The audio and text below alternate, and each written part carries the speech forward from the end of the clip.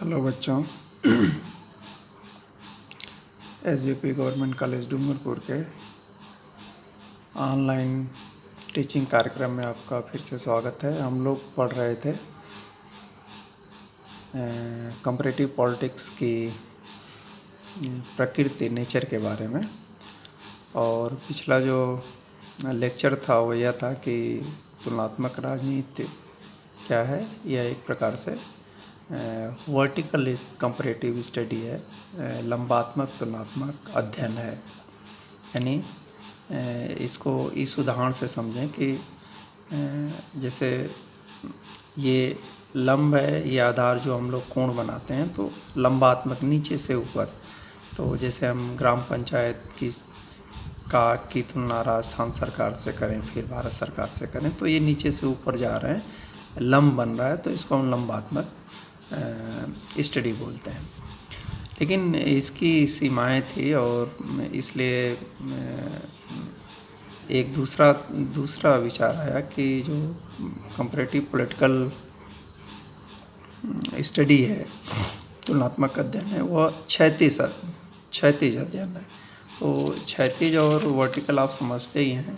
जैसे ये है तो नीचे से ऊपर जाते हैं, तो ये लंबात्मक है, और नीचे से इधर जाते हैं या इधर जाते हैं, तो इसको हम क्षैतिज कहते हैं, हॉरिजॉन्टल कहते हैं। तो ये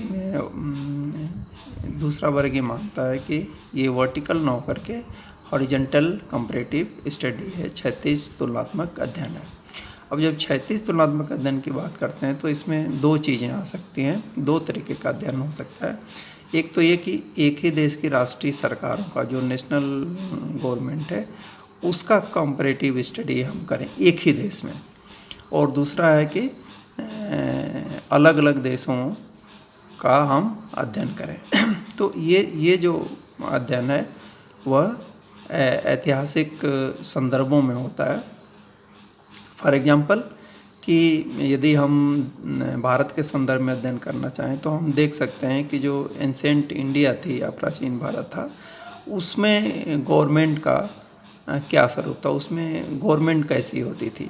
फिर जब मिडाइवल पीरियड आया, मध्यकालीन भारत आया, तो उसमें किस तरीके की गवर्नमेंट काम करती थी, और आधुनिक भारत में हमारी या वर्तमान भारत में हमारे गवर्नमेंट का स्वरूप क्या है। तो हम पाएंगे कि पहले राजतंत्रात्मक व्यवस्थाएं थी, और फिर डेमोक्रेसी की तरफ बीच में अंग्रेज आए, और धीरे धीरे हम डेमोक्रेसी की तरफ आगे बढ़े।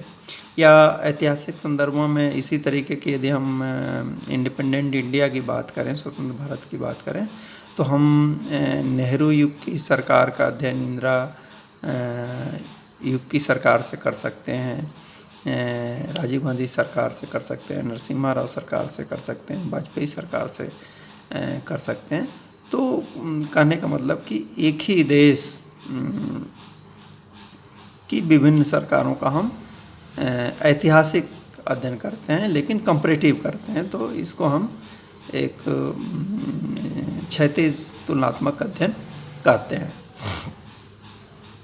लेकिन अब सवाल ये है कि एक ही देश की सरकारों के बारे में जान करके पॉलिटिकल साइंस का कितना भला होगा, या कंपैरेटिव स्टडी कितनी ज़्यादा मजबूत होगी।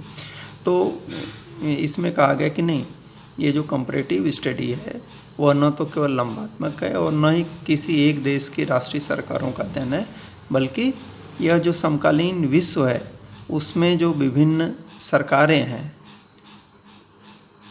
जैसे भारत के साथ अमेरिका है, ब्रिटेन है, या आप जानते हैं यूएनओ में ही 193 से ज़्यादा कंट्री हैं।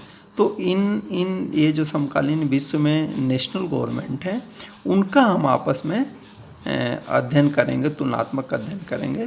तो इससे जो कंपैरेटिव पॉलिटिकल स्टडी है वो ज़्यादा फ़ायदेमंद होगी, और हमें उनकी समानताएं और जो विषमताएं हैं उसको समझने में ज़्यादा सहायता मिलेगी। तो आज की डेट में हम क्या मानते हैं? हम ये मानते हैं कि जो तुलनात्मक राजनीति है वह किस पे फोकस करती है? समकालीन विश्व की राष्ट्रीय सरकारों के तुलनात्मक अध्ययन पे फोकस करती है। यद्यपि उसमें एक देश की राष्ट्रीय सरकारों का भी अध्ययन हो सकता है और एक राष्ट्र के अंतर्गत विभिन्न स्तर की सरकारों का लंबात्मक अध्ययन भी हो सकता है। तो मुझे लगता है बड़ा सिंपल है और आप लोगों के समझ में आ चुका होगा। Thank you very much.